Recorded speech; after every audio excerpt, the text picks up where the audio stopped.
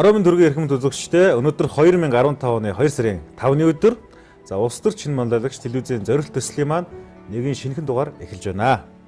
За улс төр чин манлайлагч төслийн 30 оролцогчийн хувьд бол 7 хоног бүр бас тунд завгүй ажиллаж байгаа. За өөрөөр хэлэх юм бол төслөөс зохион байгуулж байгаа. Одоо үйл ажиллагаанд оролцохын зэрэгцээ бас үндсэн 10 төсөл дээр өөрөөсөө хувь нэмрийг оруулахаар за зарим төсөл дээр бол илүү манлайлан зохион байгуулагчийн үүднээс ажиллаж байгаа. За энэ 10 төслийн үр дүн бол одоо төслийн 5 дугаар шатнд одоо дахиад 30-аас маань шилдэг гэж тунж үлдэхэд үр дүн нь харагдах юм төслүүд байна. Одоо зөвхөн ингэж бодоод ахаар хүн ингээ гараад жагсаал хийж болж байна. Популизм хийж байна. Амаргаж популизм хийхэд арт түмэн юу хүсэж байна? Тэрний өнгөн дээр нь өмөрч хамгаалж байгаа нэрээр олон ханжаатай шиг байна шүү дээ. Улс төрч хүмүүст ерөнхийдөө ярьдаг, хийдэг нь бага, амлдаг, хэрэгжүүлдэг нь цөөн гэсэн нэг тийм зүй тогтол нийгэмд харагдаад байна шүү дээ. Энэ бол яг л нэг улс төр гэдгийг тодорхойлж байгаа хүмүүсийн алдаанаас л болсон зүйл шүү дээ. Түүнээс магадгүй зарим үзэгчд маань бид нөлөө ярьдаг л да, шүүмжилдэг л да, танаа нэвтрүүлэг өдөртэй байгаад байна. Наа хүмүүс ирээ ингээд одоо нийгэм гаргаж ирж одоо ингээд ус төржүүлээч гэж тийм. Ус төр гэдэг бол ус төржих биш гол нь хүмүүсийн өмнө толгомдсон байгаа асуудал бэрхшээлд ямар зөв шийдэл байж болох вэ гэдэг гарцыг эрэлхийлэх тал дээр манайх ажиллаж байгаа. Тийм учраас манай төсөлд оролцож байгаа залуучууд маань яг одоо хувь хүний чадвах, багийн тоглолт гэж юу юм, судалгаа шинжилгээ, тэрийг одоо харах аналитик чадвар гэж юу юм гэдэг дээр ажиллаж байгаа. Тийм учраас энэ 10 одоо 30 хүмүүсийн маань хуваагдсан байгаа 10 төсөл маань ч гэсэн гол хандлага нь энэ шалгуураар ингээд явж байгаа гэдгийг бас би үзэгчтэй зориуд хэлмээр байна. За ингээд улс төр чин манлайлагч төслийн пүрэв гарагийн дугаарыг үзэгч та бүхэнд өргөн барьж байна.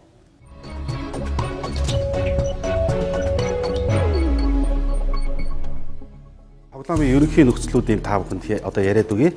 Үйлдвэрлэгч, хөрөнгө оруулагч, нийлүүлэгчэд 3 барилгын салбарт үйл ажиллагаа явуулж байгаа 3 одоо газар тал байна гэсэн. Хятадын зах зээл дээр нэг том тендер зарлагдсан байгаа. Тэнд одоо Монголын 3 компани нэгдээд тэр хятадын консорциум болоод тэр хятадын тэр тендерт оролцож ялах ёстой шүү. Зорилгоч. Нэгдүгээрх нь ашиг хүртэх. Хоёрдугаарт нь гэрээ байгуулах. Хоёр талууд хамтраад тендерт орж болно. За нийлүүлэгч хөрөнгө оруулагчдаар хамтарсан тохиолдолд 50 сая долларыг ашигыг хувааж авах юм шүү. Ямар харьцаагаар хуваах вэ? Та нарын одоо ур чадвар шаардна гэсэн. Нийлүүлэгч үйлдвэрлэгч танаа хоёр бол 70 сая доллар. Хөрөнгө оруулагч үйлдвэрлэгч одоо энэ хоёр баг маань 90 сая долларыг хувааж авна. Хэрвээ 3 тал гурлаа хамтраад оролцвол 100 сая долларыг хувааж авах юм шүү. Ойлгомжтой тий? Ерөнхий нөхцөлд бол энэ. За цаг явлаа. За 5 минут явлаа шүү.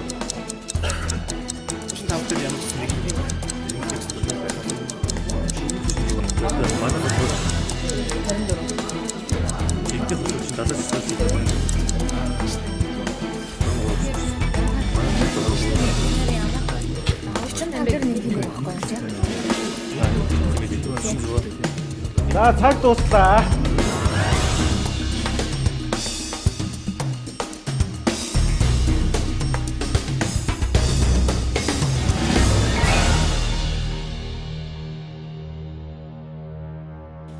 Нөгөө талчин бол мэдээж 45-аас доошо буухгүй тодорхой. Тэгэхээр нэг асуулт байна. Яг танаахны одоо ингээд ярьж байгаа юм яг бүх гişүүд хүлэн зөвшөөрч байгаа. Бүгд зөвшөөрч байгаа тийм. Манай ярьж байгаа юмыг бүгд манайхан хүлэн зөвшөөрч байгаа. Зөвшөөрч байна. Эндээс танаа хүн эсэргүүцэл байна. 46-24 гэсэн саналыг одоо нийлүүлэгчээс тавьж штэ. Тэгэхээр танаах бол хөрөнгө оруулагч талтай хэрвээ 50-50-аар тохирсон бол уг нь 25-21 авах гээд байдаг. Тэгэхээр би юу гэж бодож байгаа нөхөр 50-50-аар бол хөрөнгө оруулалт талаас бол ерөөсөө зөвшөөрөхгүй байгаа маань гэсэн тийм бодол хүрж байгаа байхгүй. Маш зөвхөн танаа нэг боломжтой юу гэхээр одоо бидний хэрвээ танахтай тохиролцоо хийж чадахгүй бол бидний хилцээрт үлдэх ганцхан боломж бол бид нар дампууртлаа үнэ нэмэх учраас даачийн хилцээр дээр танаас хасах тус боломжтой болж байгаа шүү. Бид нар нэлээд дэш шийдэж шүү. Тэгэхээр яг одоо шийдвэрээ гаргаарай тийм. Нөгөө талтай буюу хөрөнгө оруулалт талтай мөн л 46-46-аас илүү өөр санал авахгүй шүү дээ. Танаа нэг форум гэсэн үг байхгүй. Танаа хэрвээ танаа төсөл ингэж ирэх юм бол танаа хизээш тэднэрт амлж чадахгүй давуу тал ашиглаж чадахгүй. Танаас дээш үний санд дэсэн тэднэр бүгд санд авч. Одоо танах гараад хөрөнгө оруулалт шинжилсэн. Дахиад авах юм бол бид нэр тэр байгуулах. Тэгээд шатны 3 сар хилцээр байж болно шүү дээ. Гуруула ороо гэвэл аль нэг тал нь орохгүй болохгүй гэсэн юм. Хэрвээ ороод тэн дээр хилцээр гэрээ байх. Яг тэр хэсэгтээ гэрээ байх. 22-48. Тий. 22-48. танаа нэг л боломжийг бол хамгийн өндөр гэрээний боломж та хоёр даа, нөгөө хоёр даа тийм үү? Та хоёр мэдээж 255 руу гацраас 45-45-аас хин хин доош буухгүй. Зөв хүн ч ойлгож байгаа. За цаг дууссан. За цаг дууссан. Энэ стартыг За цаг дууссан. Цаг дууссан. За хоёр шатны хоёр талын хэлсэн хөрөнгө оруулагч нийлүүлэгч талын хооронд бэлтгэл бэлэн боллоо. Өгөгчд хугацаа 6 минут. За амжилт явлаа. За ерөнхийдөө манайхаар санал ихэхээс илүүтэйгээр гадаа бид нэр ерөнхийдөө саналаа багцлаа, нэг байдалд орлоо.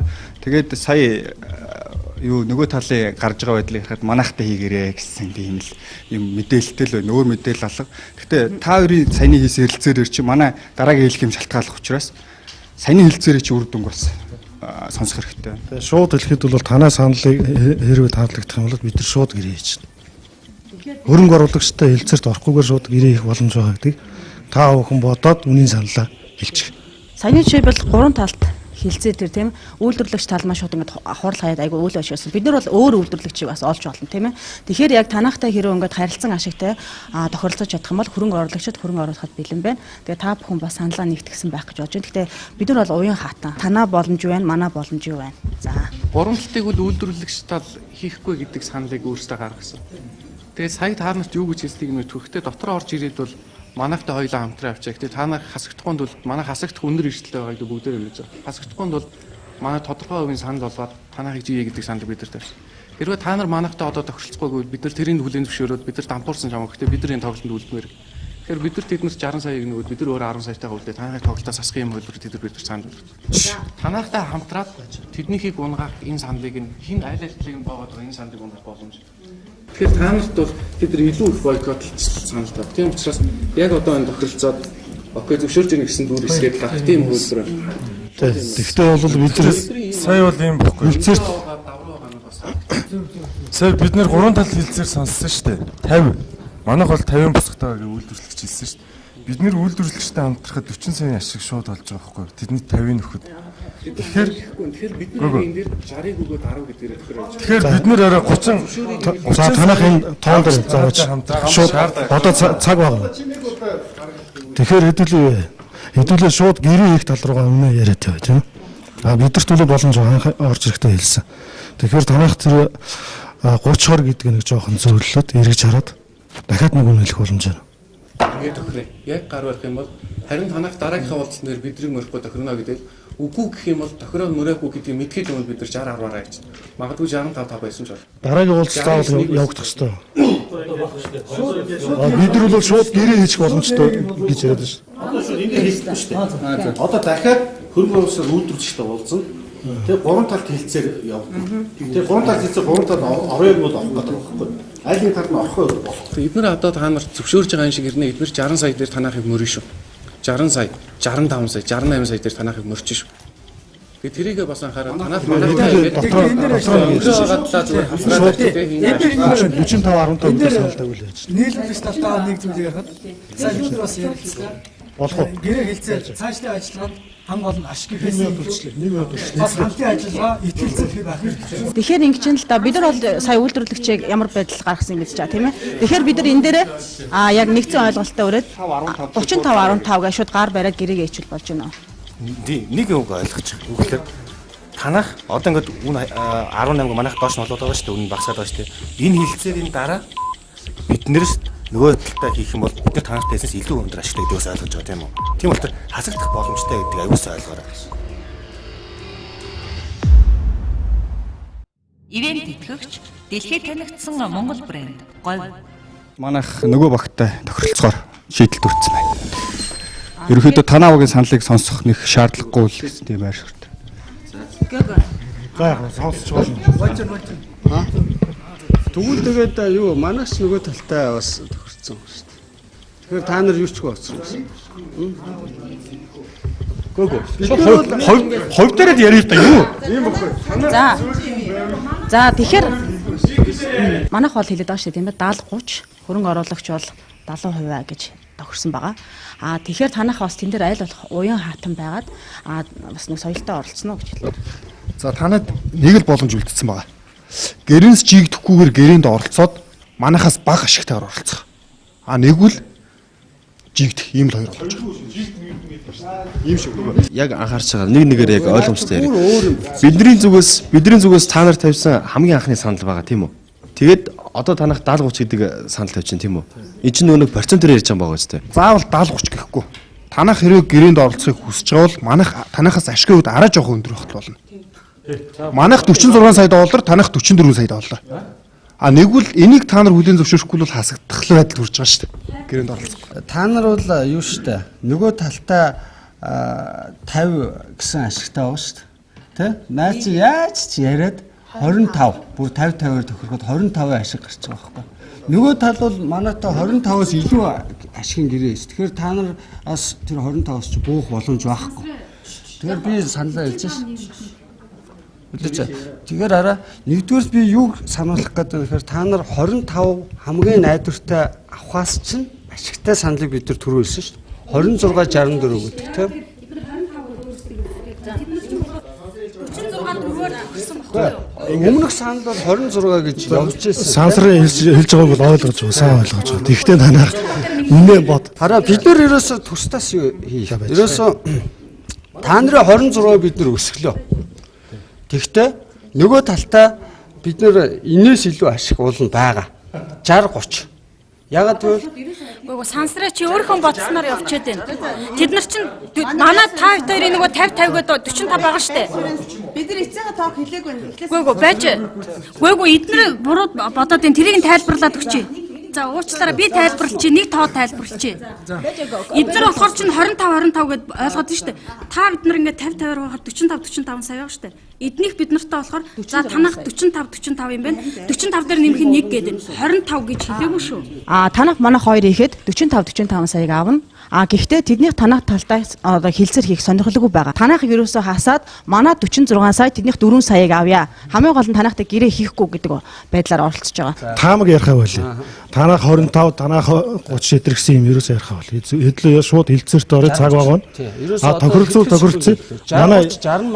Манай эцсийн санал бол 46, танах 44. Энийг зөвшөөр гэрээ тэгэхгүй бол тэгээд хараа за нэг ийм асуудал.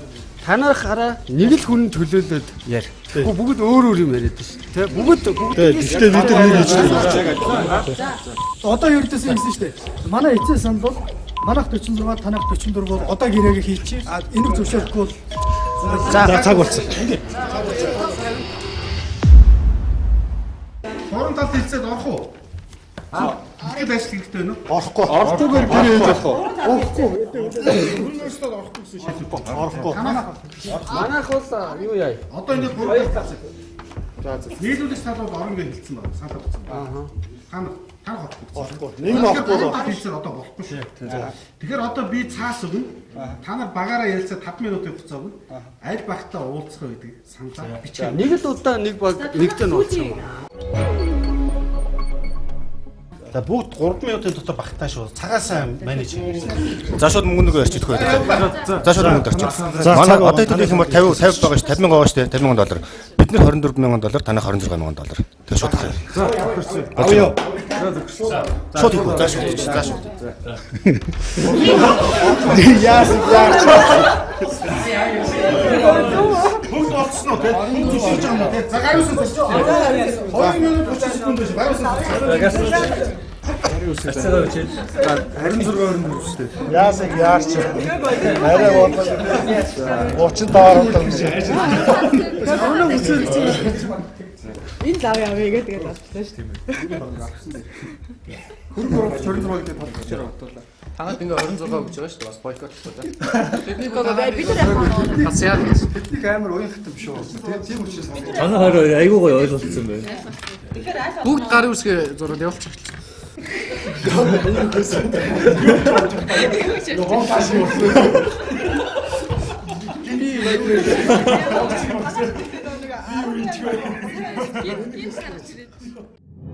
Залуусын оролцоог дэмжигч Unitel Group.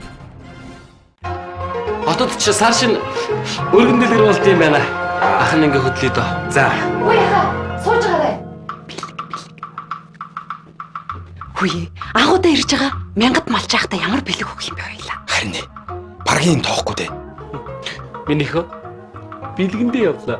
Хийлээ. Хондан цагаана бэлгэлвэл ямар уу? Нэрээ тгий. Алинаш. Хурвыны даллаг болсон хундан цагаан картаа дэлгэе. Шинэхэн гарсан Unitel-ийн картаар шинийн 8-ны дотор амжид цэнэгэл байс. Дахин арвжих давхар бэлэгтэй дандаа үржих ариун бэлэгшээлтэй юм аа. Ах маань. Гэлала. Тал дүүрэн бэлчих хундан цагаан сүргээс таалан бэлэгшээж хургтай хонь нэгийг зүсэлье ахын. Сар шинийн бэлгийн карт худалдаанд гарлаа. Хундан цагаан бэлгийн картаар шинийн 1-ээс 8-ны хооронд дансаа цэнгэлгээд цэнгэлсэн картын нэгжээ 2 дахин арвижуулан аваарай. 10 ширхэг бэлгийн карт бүрт нэгийг бэлгэнд. Сар шиндээ сайхан шинлээрэ. Unitel Group. Ингээд миний гарт 2 талын хилцээр хийсэн талуудын гэрээ ирсэн байна. Тэгээ хөрөнгө оруулагч нийлүүлэгчдийн талд хөрөнгө оруулагч 26, нийлүүлэгч 24 гэдэг харьцаагаар гэрээ хийсэн 2 талд баяр хүргье. За ингээд талуудыг ажигласан ажиглагч нар маань өөрснийхөө дүгнэлтийг хийлэн. Тэгээ ажиглагч нар маань 2-3 минутын хугацаанд тухайн баг дээр ямар алдаа гарсан, ямар зүйл дээр онсон, яаж тоглолт хийсэн бэ гэдэг дээр өөрийнхөө анализыг хийгнэ. Миний ажигласан нийлүүлэгч баг, хөрөнгө оруулагч баг 2 одоо тохиролцож гэрээ байгуулсанд нь бас ажиглагч нарын зүгээс баяр хүргэж байна. За хөрөнгө оруулагч, нийлүүлэгч хоёрд бол маш сайн багийн тоглолтыг гаргаж чадлаа гэж үзэж байна. За нийлүүлэгчийн ажиглагч одоо хилцээр болгон дээр ажиглаж ирсэн хүний хувьд бол ажиглагч бол өөрийнхөө сэтгэл зүг маш сайн дарах ёстой байна. За багийн одоо тэр хилцээрд бол өөр ингээд яваад орчих тийм сэтэл дотроос нь төрөөд ирнэ. Эрэг бол дарж чадах хэрэгтэй байна гэдэг өөрөө хонзорлоо. Тэгээд нийлүүлэгч баг бол маш сайн одоо багийн тоглолтыг гаргаж хоорондоо ойлголцсон чадсны үндсэн дээр энэ тоглолтын дээр бас ялтыг байгуулах нэг алхам байлаа. За үйлдвэрлэгч баг дээр бол миний ажилласнаар бол багийн хувьд зохион байгуулалтын хувьд жоохон задгаа олон хүмүүс өөр өөрхийн саналыг нэгтгэж чадаагүй өөр өөрийнхөө үнцгээс тайлбарласан. За. Ер нь нөгөө хилцээр болгонд нэг ажигласан учраас энэ баг дээр ийм баг, энэ баг дээр ийм гэдэг. За. За тэгээд манай нийлүүлэгч баг бол байж болох боломжит бүх хувилбаруудыг одоо хүн болгоно нөгөө оролцогч болгон гаргаж дэвшүүлээд тэрүүгөө бүгдээрээ нэгдмэл санаан дээр илэрхийлж чадсан учраас энэ хилцээрт бол ялд байгуулах хамгийн гол. Эдгээр нэгдэж чадсан, ойлголцож чадсан, хилцээр хийж байгаа багтаагаа харьцаж байгаа харилцаа тэр бас их чухал байлаа манай багийн хувьд. Тэгээд бусад багтаа сэтгэл зүйд нөлөөлөх орчны мэдрэмж, тэгээд цаг хугацаа ашиглал асуудлыг танилцуулж байгаа тэр хувилбарууд бол бас маш үр дүнтэй байсан.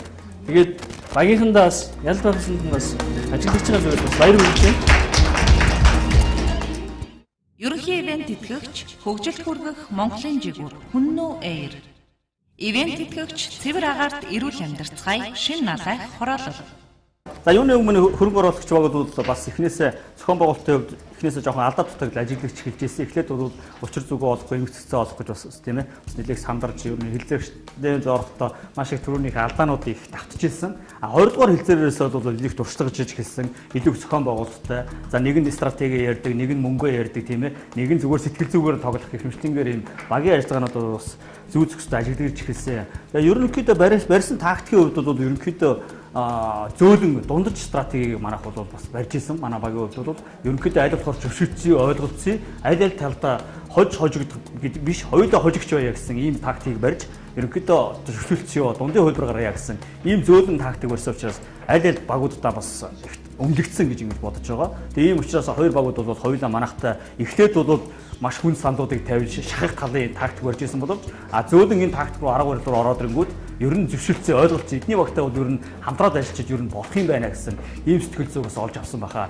Бас нэг сул тал ажиллаж гэж байна. Нэгэнт бид нар гадаадын зах зээлээс хөрөнгө хамтралт босхыг гэдэг тендер дээр нэгэж орж байгаа учраас ер нь яагаад бид нар хамтарч ажиллаж болохгүй монголчуудын сул тал бол ер нь нэгнийгээ дэмждэг нөгөө багийн ажиллагаа энэ дээр бас харагдахгүй байгаа. Ерөөсөө нэгийгээ шахчих, өөрийнхөө ашигыг максимум болгох чи гэдэг ийм нөгөө хувь хүний нөгөө монгол хүний маань нөгөө амбиц маань харагдаад байдаг.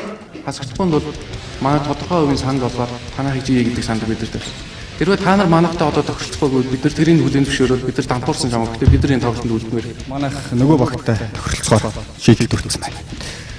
Ерөнхийдөө танаа уугийн саналыг сонсох нэг шаардлагагүй тийм байна. За танад нэг л боломж үлдсэн байна. гэрээс жигдэхгүйгээр гэрээнд олцоод манахаас бага ашиглаад оролцох. Нэгвэл жигдэх юм л хоёр болж байна. Яагаад хамтраад ажиллаж болохгүй юм? Хамтраад яхад би ч гэсэн өөрөө ашиглалтаас минимум байх юм бол ингээ болно гэсэн энэ сэтгэл зүг юм бас харж явах зүгээр байлаа. Тэгээд ер нь бас шургамжтай гоё хичээл байлаа. Таалагдлаа байлаа. Эхний уулзалтууд бол ерөнхийдөө бол үйлдвэрлэгч тал маань болохоор шууд хатуу байр суурьтай орсон. Ерөөс яг хатуу так гэл тас гэл ороо тэр нь ерөөсөө ширүү шийдэлгүй өөрийнхөө хувиа хамгаалсан. Тэгээд хоёр дахь уулзалт нь бол өмнөх уулзалтаас арай аятуу зөөлөн болж ирсэн, арай зэгцэндээ орж ирсэн. Тэгээд ер нь бол яг одоо сансир ахыг зангидаж ярьж байгаа нь ер нь бол миний харахад бол хэцүү байсан. Яг нэгэн зангидаж ярихгүй бол нөө эрс нөгөө нэг шууд хажуу талаас нь эрс үгүйсгээл эрс шууд ингээл төс тас гэж орж ирсэн жоохон тийм байсан. Тэгээ уян хатан биш байсан. Тэгээ сүүлдээ бол нийлүүлэгч хөрөнгө оруулагч хоёр нэг өсөндөө бол үйлдвэрлэгчийг шууд тоглоомоос гаргаад хоорондоо асуудлыг шийдсэн. Энэ гарах болсон шалтгаан нь гэвэл бүгд хоорондоо уулзсан саналууд бол авсан шүү дээ бүгдээрнээс нь.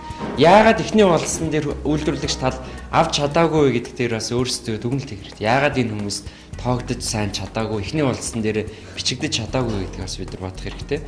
Ер нь бол аль бүх баг гэлтгүй бүх баг нь бол яг нэг хоёулаа нийлж байгаад гурав дахь ингэж хийдэг дээр л ерөөсөн бүгд яг ингээл яг нэгдээд байсан л да. Тэгээ би өрсөлдөө уучраа болох байсан тийм.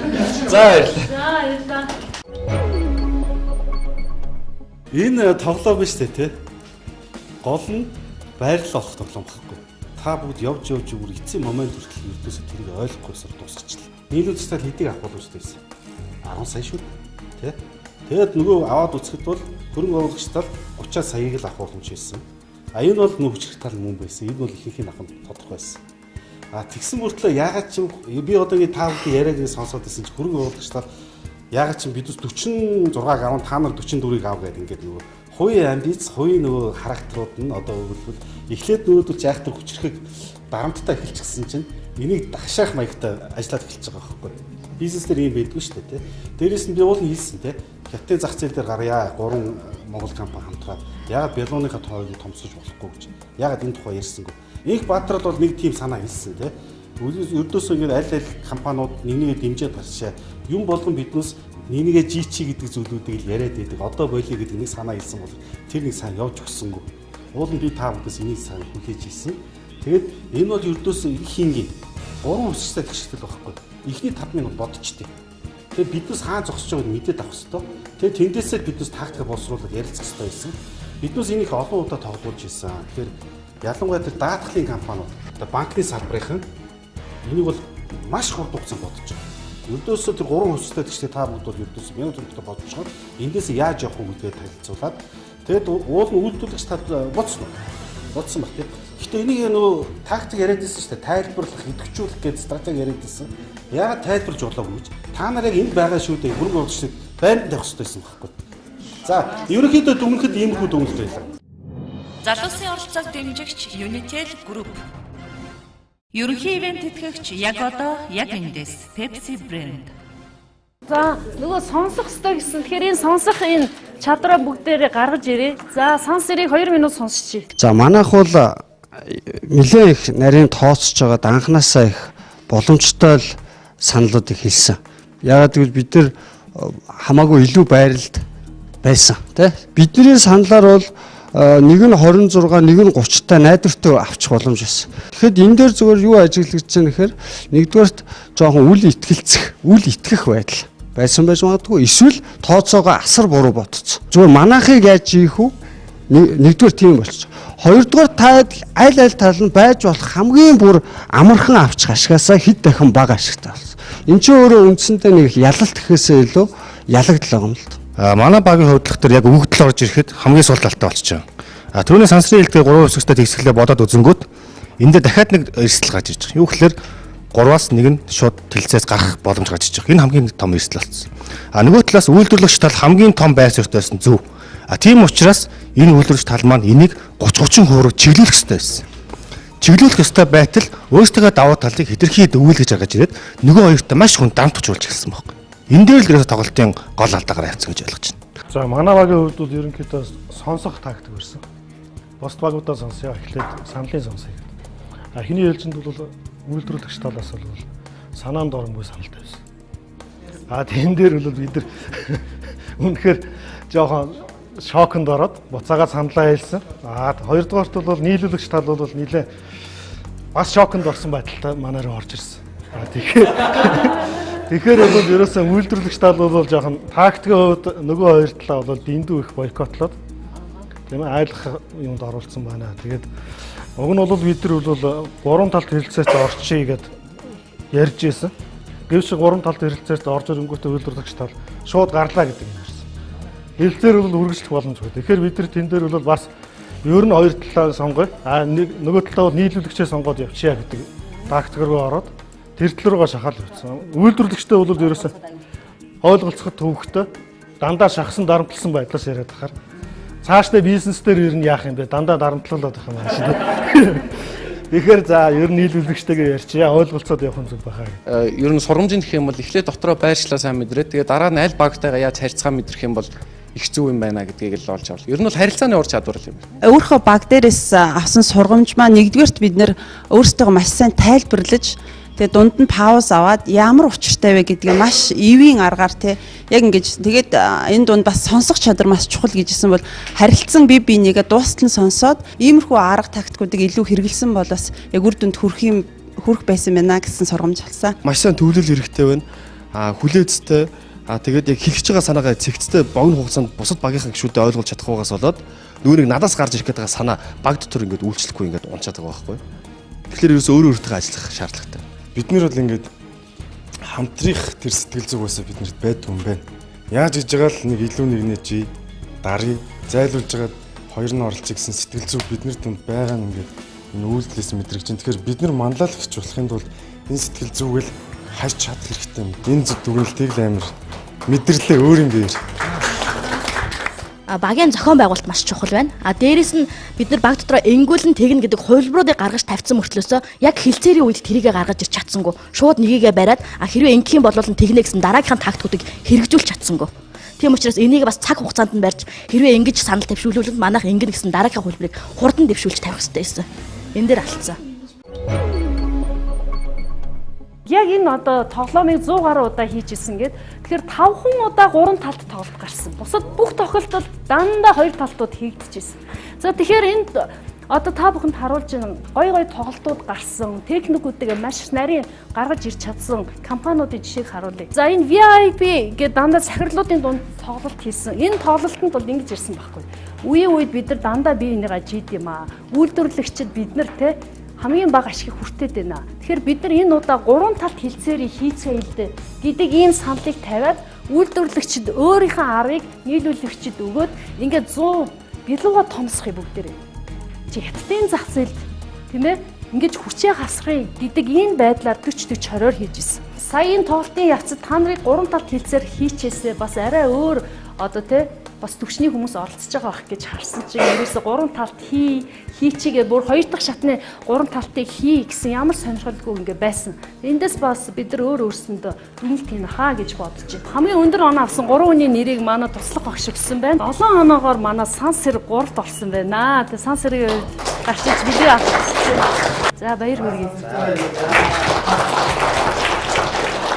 За 8 оноогоор манай Г Батулга орнд орчихсон байна. За тэгэхээр энэ хүслийн самбар та бүхэн мэдэнтэй англиар vision board гэдэг нууц гэдэг кинон дээр гардаг өөрийнхөө одоо хүсэл мөрөөдлийг зургаар илэрхийлээд энэ дээр ингээд тогтоогоод наачдаг.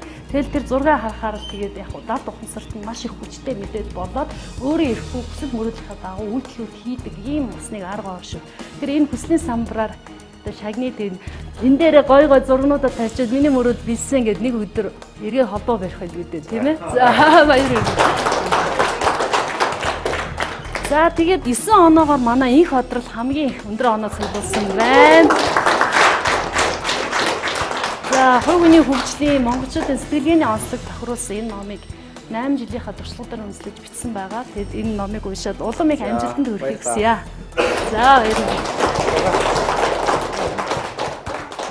За ингээд хилцээрийн 6 цагийн сургалтанд идэвхтэй оролцож өөрснийхөө цаг цагийг гаргаж ирсэн оролцогч та бүхэнд талархлаа илэрхийлье. Баярлалаа.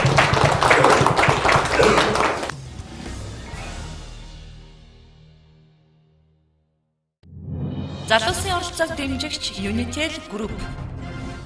Ерөнхий ивент тэтгэгч яг одоо яг эндээс Pepsi брэнд. Ерөнхий ивент тэтгэгч хөгжилд хүргэх Монголын жигүүр Хүннүү Air. Ивент тэтгэгч цэвэр агаарт эрүүл амьдарцгаая шин налай хороолол. Ивент тэтгэгч дэлхийд танигдсан Монгол брэнд Говь. Univibe үзүүлж байна. Hey-Sound хамтгийн Forever 2-4 тоглолт 2015 оны 2 дугаар сарын 14-нд 19 цагаас Crocus ивент болно. Зөвхөн Unitel-ийн хэрэглэгчид Gigi карт ашиглан Gigi оногоор тоногтын тасалбараа 20% хөнгөлөлтөөр аваарай. Gigi оногоор хөнгөлөх тасалбарыг Unitel-ийн 40,000-д хороолол өргөө 2 салбаруудаас тоглолтыг Innovation IPTV-гийн 88 дугаар суугаар шууд дамжуулан үзүүлнэ. Forever 2-4.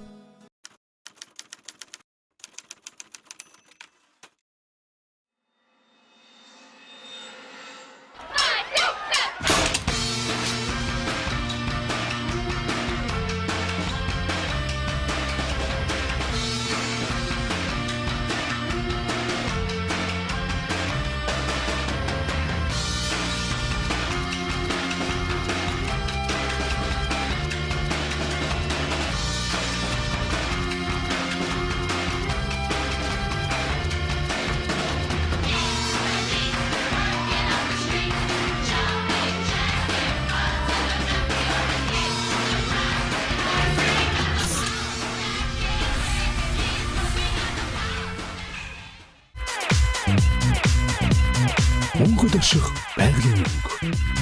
Намруугийн шин загварууд худалдаанд гарлаа.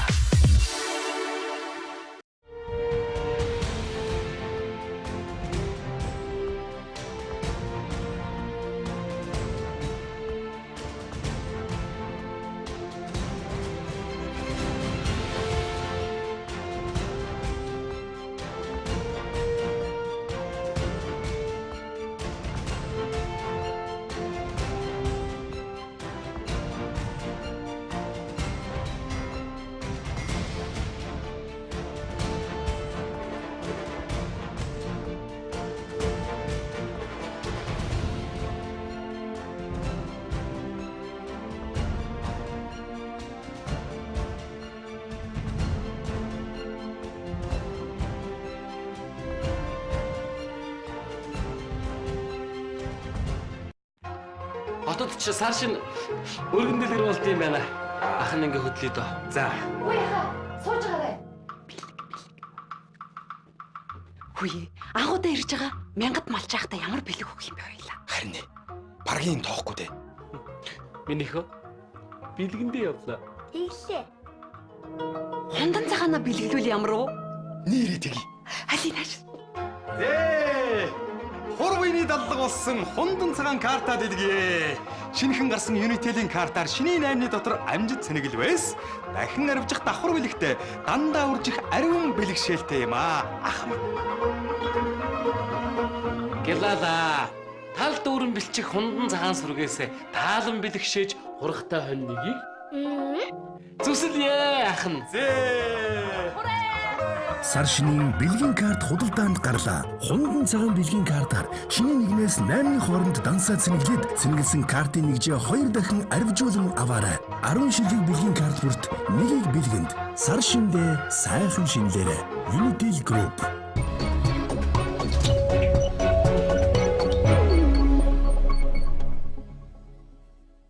Би нэг асуулт асуумаар байна.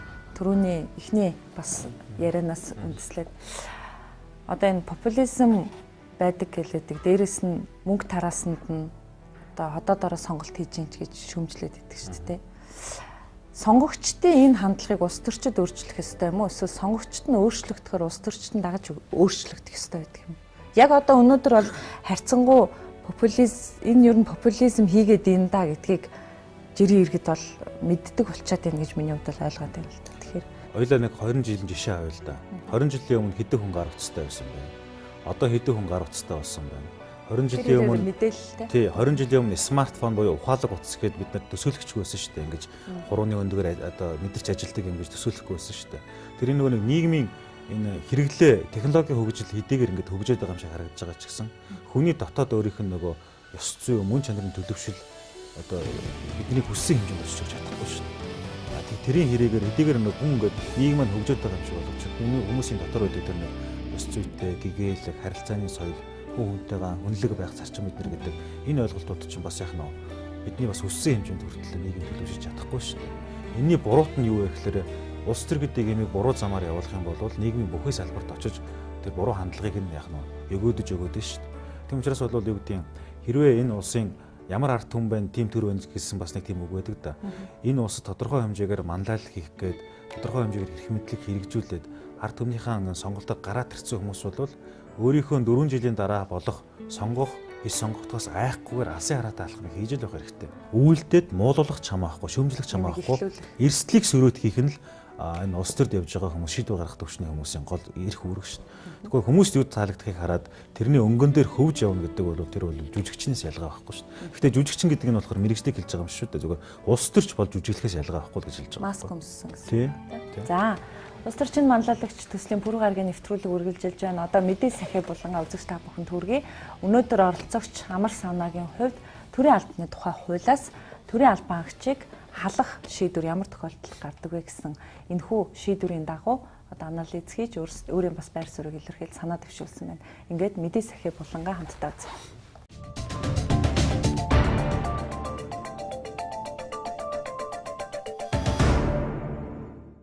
Сайн бацхан үзэгчтэй улс төр чиний манлайлагч телевизийн зорилттой төслийн оролцогч Батжавагтай Амар Саунагийн бие мэдээ сахиа хуулийн булангаар төрийн албаны тухай хуулийг авч энэхүү хуулийн агуулга үзэл санаа энэхүү хуультай холбогдсон асуудлаар бэлдсэн нэвтрүүлгийг та бүхэндээ хүргэхийг зорж байна. Энэхүү хууль нь батлагдсанаас хойш нийтдээ бусад хуулиудыг дагалдаж 30 орчим удаа нэмэлт өөрчлөлт орсон ийм хууль байдаг. Төрийн албаны тухай хууль тэр дундаа төрийн албан хаагчид ямар үндслээр ажиллаж чөлөөлөгдөх талаар энэхүү нэвтрүүлгээрээ сурвалжлах болно. Төрийн албаны тухай хууль 25 дугаар зүйл. Төрийн жинхэнэ албан хаагчийг дараах үндэслэлээр төрийн албанаас хална. 25-ын 1-1 хуульд өөрөөр заагаагүй бол удаа дараа 2 ба түүнээс дээш албан гүргийн хангалтгүй биелүүлсэн. 25-ын 1-2 гэмт хэрэг үйлдэснэн нотлогдож шүүхийн таслан шийдвэрлэх тогтоол хүчин төгөлдрүүлсэн. 25-ын 1-3 Монгол улсын харьяатаас гарсан.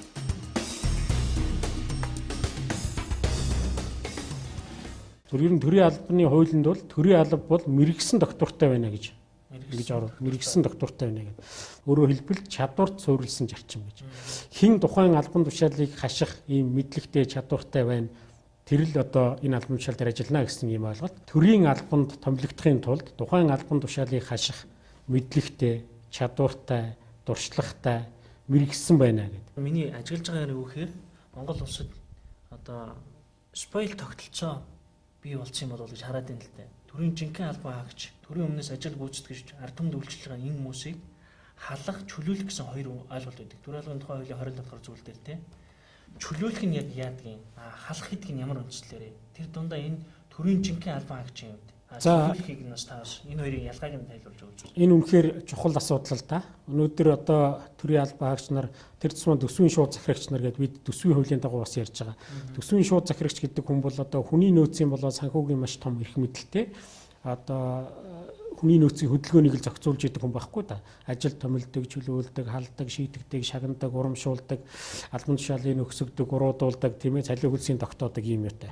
Энэтэй холбоотойгоор энэ маргаанууд бол ер нь бол янз бүрээр гардаг. Тэгэхээр төрийн албаны хууль маань бол ерөнхийдөө нэлээд сайн хууль гэж үздэг.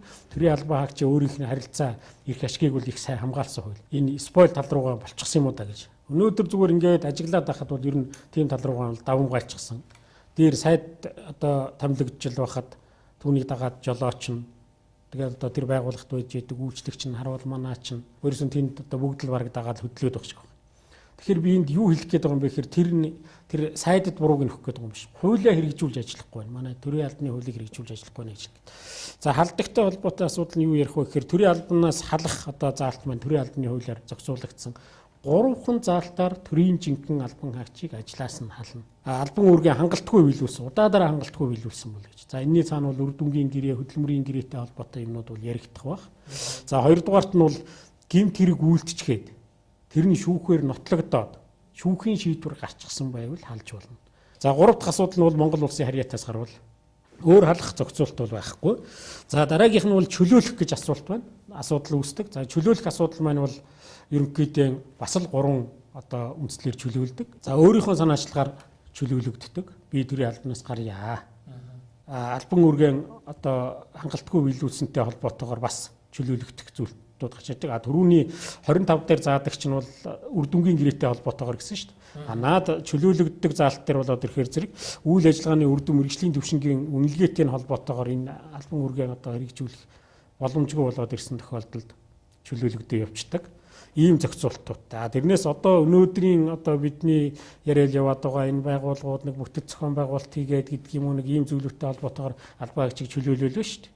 Тэгээд энэ зүйлүүд нь бол үнэхээр хүндрэлтэй. Цаг үеийн нөхцөл байдалтай холбогдуулаад би ясна хэдийн асуулт асууя гэж бодож байна л да. Юухээр одоо төрийн албаны зөвлөл болоод Загиргааны анхан шатны шүүхүүд ирж байгаа өргөдөл гомдлын юундаргаас тандалж судалгаа хийж үзлээ л дээ. Ирж байгаа өргөдөл гомдлын дийлэнх зонглох хувь нь төрийн албаны төрийн жинхэнэ албан хаагч нар үндэслэлгүйгээр ажлаас чөлөөлөгдлөө гэсэн ийм өргөдөл гомдлууд их байна л да. Яг өнөөдрийн байдлаар бол энэ Монгол улсын хэмжээнд үйл ажиллагаа явуулж байгаа яамдуудаас гомдлууд их ирж байна. Зүгээр ер нь бол би түрүүн бас ярийн дундаа хэлжсэн. Ерөөсөө төрийн албаны хуулийг хэрэгжүүлж ажиллахгүйгээтэй холбоотой энэ маргаан гомдол гарч байгаа. Төрийн байгууллагуудын бүтэц зохион байгуулалт шилжилт хөдөлгөөнтэй холбоотой зүйлийг зохицуулсан. Энэ ямар зохицуулсан бэ гэхээр төрийн байгууллага нэгтгэгдсэн, нийлүүлэгдсэн, татан буугдсан, чиг үүрэг нь өөр одоо байгууллага яамдаж шилжсэн гэдэг юм уу. Энэ үеийн зохицуултыг зохицуулсан заалт байхгүй. Хэрвээ ийм зохицуулт гараад ирсэн бол тухайн одоо тэр ажиллаж исэн төрийн албан хаагчийн чиг үүрэг өөрчлөгдөөгүй хэвээрээ хадгалагдсан үлдсэн бол тэр албан хаагч тэр чиг үүргээ хэрэгжүүлээд ажиллаж явах ёстой. Магадгүй чиг үүргийн шилжээд очисон чинь тэр бас цаад хүлээж авч байгаа байгууллагт нь ижил чиг үүрэгтэй ажил албан тушаал нэгж байхыг үгүйсэхгүй. За тэгэхээр энд яах вэ гэхээр тухайн ажлын тэр чиг үүргийг хэрэгжүүлэх ажилтнуудынхаа ажлын байрныхын тодорхойлтыг авч өмнөө нь тавьж байгаа. Мэргэжлэрээ хинэн таарч байна. Мэргэжлэрээ хинэн тохирч байна. Ур чадвараараа хинэн тохирч байна. Магадгүй ажилласан жил энэ ажлыг эрхэлж чадах үс тэр ур чадвар төрийн албандаа байж байгаа нэр хүнд одоо юу гэдгийг энэ шалгууруудаараа хинэн энэ шаардлагаа илүү хангаж байна уу гэдгийг гаргаж ирж байгаа. Тэр мэдээлэл авч чадаагүй ийм үүднээс энэ маргаа үсгдэг. Ер нь бид нар төрийн албаныхаа хүрээнд хүний нөөцийн төлөвлөлтийг одоо үндэслэлтэй сайн хийж чадж байгаа мó юм уу тийм ээ. Ерөөсөө хүний нөөцийн төлөвлөлтөө сайн хийж чадахгүй нэг талд нь муу хийдэг. Нөгөө талд нь одоо ажил үүргийн хувьд шинжилгээг нь хийгээд сайн одоо боловсруулсан ажлын байрны тодорхойлолт буюу тухайн албан хаагчид нь юу хийх вэ гэдгийг нь сайтар одоо тодорхойлж чадаагүй цагт болвол тэрийг хийх арга механизм олохгүй тэрийг хийж чадахгүй байх юм бол хуулийг бас хэрэгжүүлнэ гэдэг хэцүү байж байгаа юм л да. Тэгээ сонгон шалгаруулалт энэ төр ч гэсэн тэр шүү дээ. Ер нь бол ер нь сонгон шалгаруулалт нь бас сайн байна л гэдэг чинь төрийн албанд чадварлаг одоо бас хөгжнөр хангагдах ийм суур үндэс нь. Ерөөсөө ихнээсээ төрийн албанда хүн авахтаа шалгуур нь хангалтгүй тийм ээ. Эсвэл одоо арга зүйн дутмаг ийм одоо байдлаар л хүн сонгол авах юм бол тэр сонгон шалгаруулалтаар орж ирсэн хүн маань цаашдаа төрийн албанд сайтар ажиллана гэдгийг одоо хэлэхэд бол бэрхшээлтэй. Хүний нөөцийн удирдлагын арга механизмуудаа дүрм журмдаа ядгүй сайтар одоо хуйлтуул зохицуулж гисэн үүнийг хэрэгжүүлэх тэр эвдвий мэдлэг чадварыг бол удирдах ажилтнууд нь эзэмсэн байх ёстой л гэж ингэж хэлэх юм тийм ээ. Бидний нэвтрүүлгээр таны хуулийн мэдлэгт багахан ч гэсэн одоо оч хаясан бол энэ хүү нэвтрүүлгийн үнцийг оршин ингээд цаасан дээр бичсэн хуулийг одоо Монгол улсын иргэн бүр хэрэгжүүлж ажиллавал Монгол улс хөгжин тэр дундаа төрийн албаны тухай хууль одоо газар тэрэг хэрэгжих энэ нөхцөл боломжийг шат шатны одоо удирдлагууд тэр дундаа төрийн албан хаагч нар бол хэрэгжүүлж ажиллах нь зүйтэй болов гэсэн юм саналтай байна. Ингээд та бүхэнд баярлалаа. Цаг гаргаж ярилцлага өгсөн байгууллага багштаас ажлын өндөр амжилт хүсье.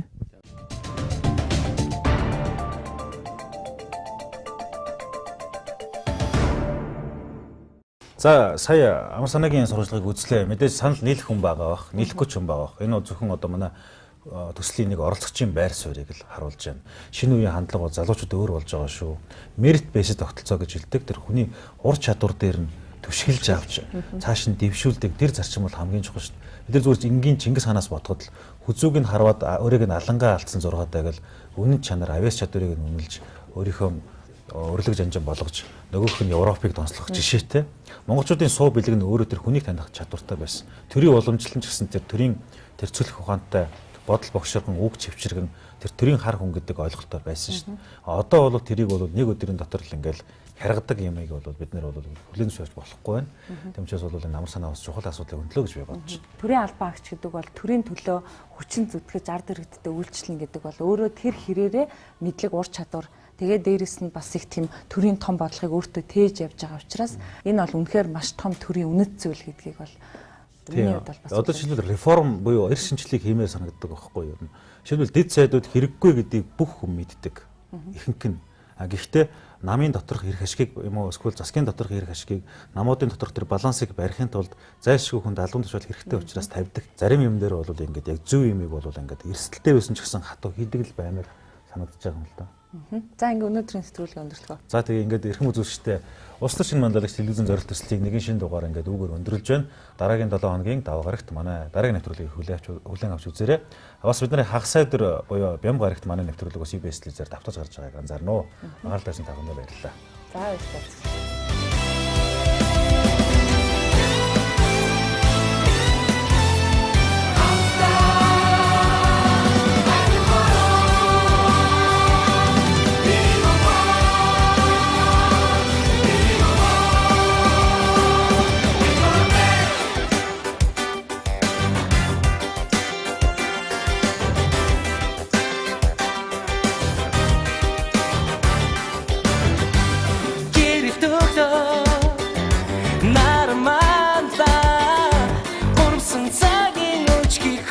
Чухара дачита эхэмсэ миний монгол эднэт цагийн өдрөл өндөрлөө эхэмсэ миний монгол эднэт цагийн өдрөл шинээр өндөрлөө энхүглөөний нараманда эргэх цагийн Чula Get yourself out Mini mongo out Тибрун цагийн хөгжиж энер тавцад Get yourself out Mini mongo дарон Тибрун цагийн хөгжиж энер тавцад Гигэн хүсэл хайрын уян дортолно Галтай насны дурсан жайлгоо